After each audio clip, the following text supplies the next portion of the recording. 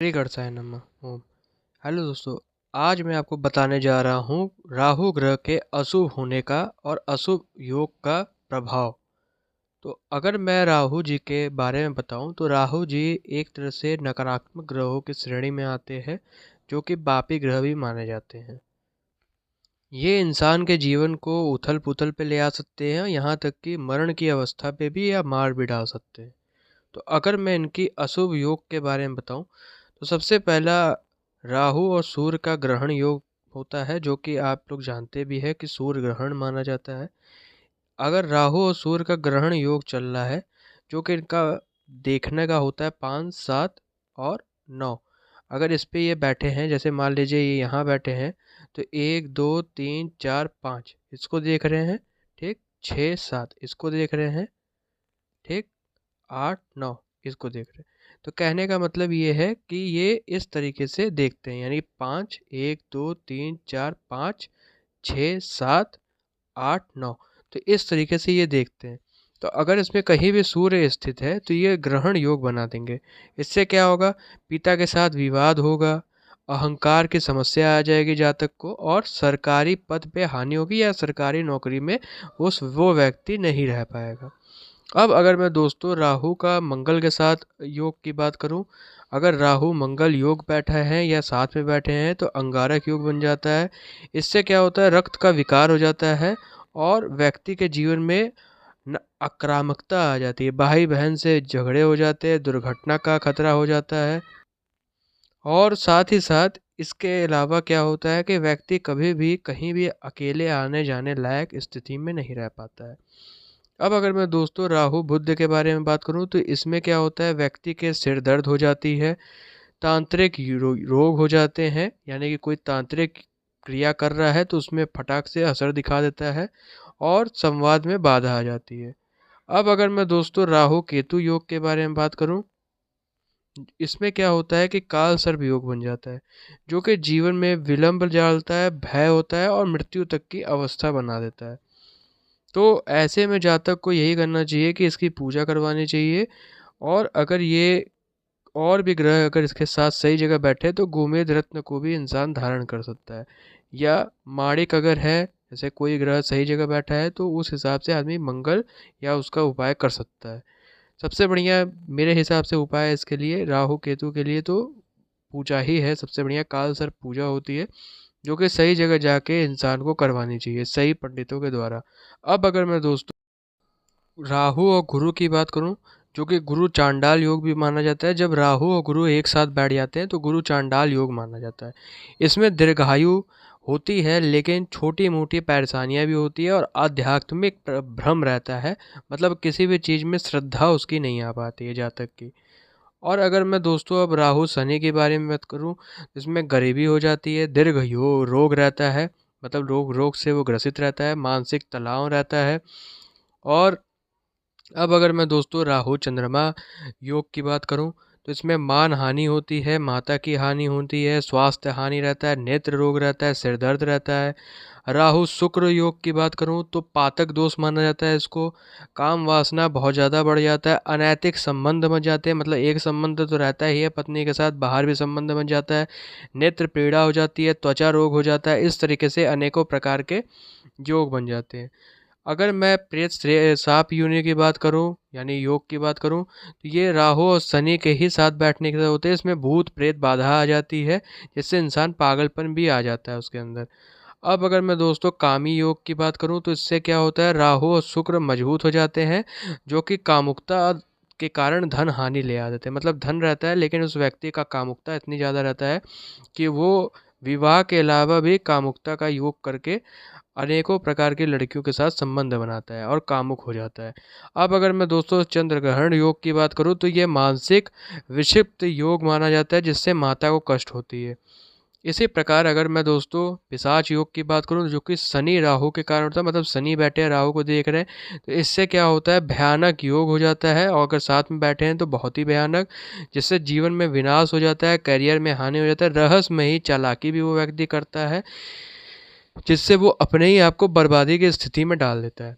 अब अगर मैं दोस्तों कुंडली पीड़ित राहु की बात करूं, जो कि होता है जुआ, चोरी, त्वचा रोग, दुष्ट कर्म, कठोर वाणी के कारण होता है। इसमें क्या होता है कि अगर कुंडली में राहु पीड़ित है, यानी गलत भाव में बैठ गया, जैसे 6 7 6 में तो सही रहता है राहु, लेकिन अगर 8 12 या कुछ ऐसे स्थान पर बैठ गया जहां वो गलत राशि के साथ बैठ गया है, जैसे कर्क राशि या मीन सूर्य राशि यानी सिंह राशि के साथ बैठ गया है, तो ये राहु को पीड़ित कर देता है, जिसके कारण ये राहु को ग्रसित कर देता है। या जैसे मेष राशि के साथ बैठ गया तो ये राहु को ग्रसित कर देगा, जिसके कारण व्यक्ति जुआ, चोरी, त्वचा रोग, दुष्ट कर्म, कठोर वाणी से पीड़ित हो जाता है।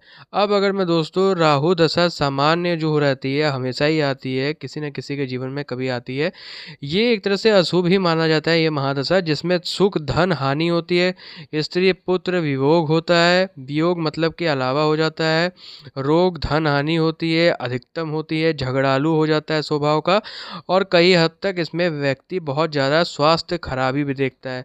स्वास्थ्य मतलब कि जैसे इसको किसी न किसी चीज़ में मतलब उसको किसी न किसी चीज़ की बीमारियां रहती है। अब अगर मैं दोस्तों बात करूँ शेष भाव योग की, तो इसमें केंद्र या त्रिकोण में अशुभ योग बना देता है, जिससे कि मतलब राहु राजकीय नष्ट कर देता है, यह यात्रा में बाधा डाल देता है। शेष प्रभाव यानी कि जैसे कि पहला, चौथा और यहाँ 10वां और 7वां, यहाँ अगर राहु बैठ गया तो ये ऐसा प्रभाव डाल देता है। अब अगर मैं दोस्तों राहु चंद्र शनि का योग बताऊं, तो इसमें क्या हो जाता है, मानसिक रोग हो जाता है, गंभीर हो जाता है, अवसाद, परिवार विघटन हो जाता है। यानी कि मानसिक रोग अगर किसी इंसान को हो जाएगा तो वो गंभीर स्थिति में हो जाए चला जाएगा। इसके साथ ही साथ वो परिवार में अलावा मतलब परिवार के अलावा किसी और के संबंध में रहना चाहेगा, अलगाव करने की कोशिश करेगा कि यार मैं परिवार के अलावा कहीं जाने की कोशिश करूंगा, मैं वहीं जाकर रहूंगा। ऐसा इसलिए बनता है क्योंकि राहु चंद्रमा शनि की युक्ति हो जाती है, जो कि बहुत ही खराब मानी जाती है परिवार के लिए।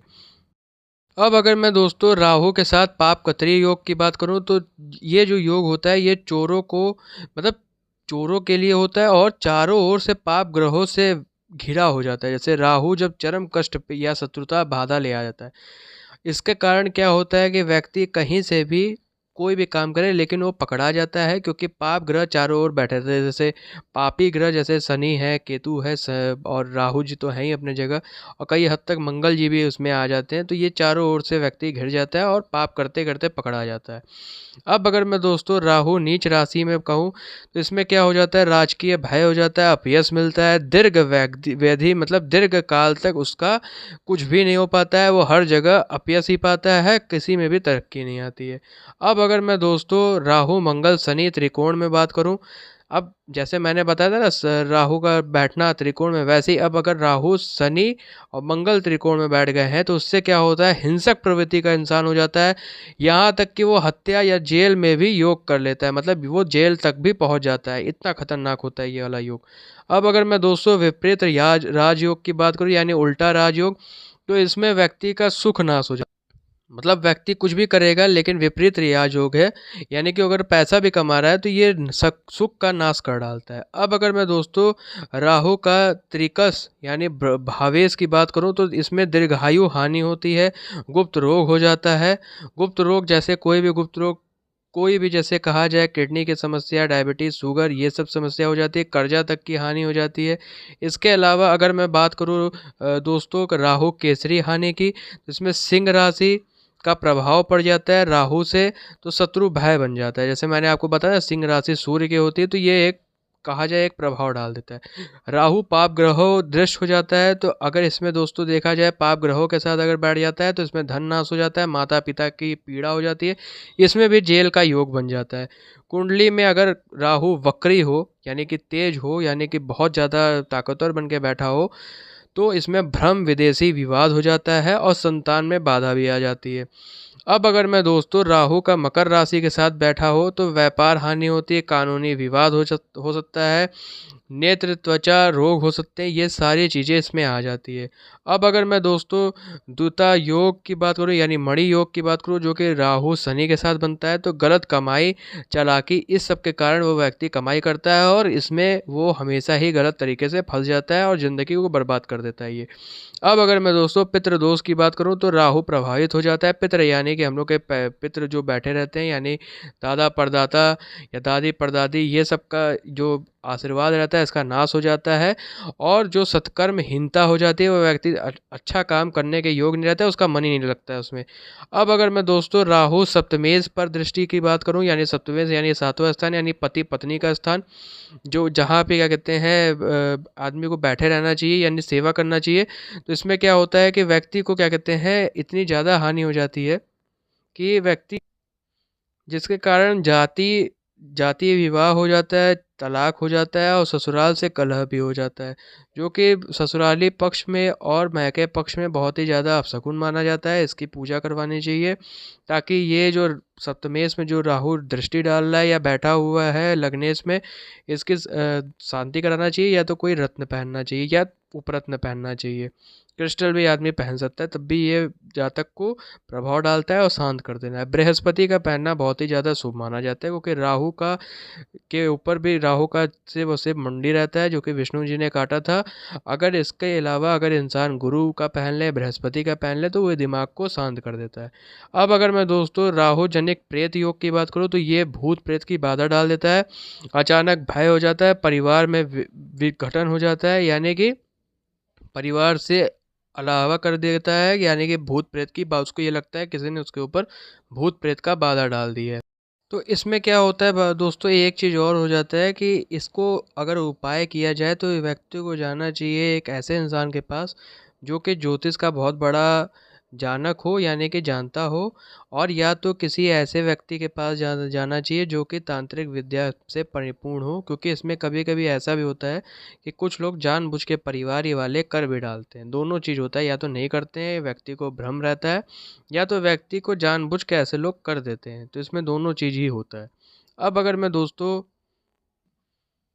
राहु शनि पिशाच योग की बात करूँ, जो कि मीन राशि में बनता है, तो मीन राशि यानी बृहस्पति की राशि में बन रहा है, तो इसमें तनाव, युद्ध, भय, आर्थिक संकट का योग बन जाता है, जिसके कारण व्यक्ति बहुत ज़्यादा मानसिक तनाव में रहता है।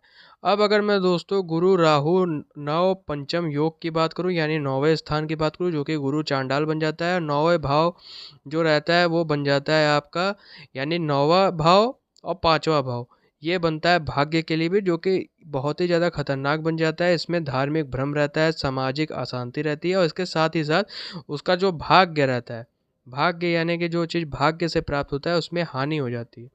हानि यानी कि वो व्यक्ति जान जल्दी कोई चीज़ पा नहीं पाता है।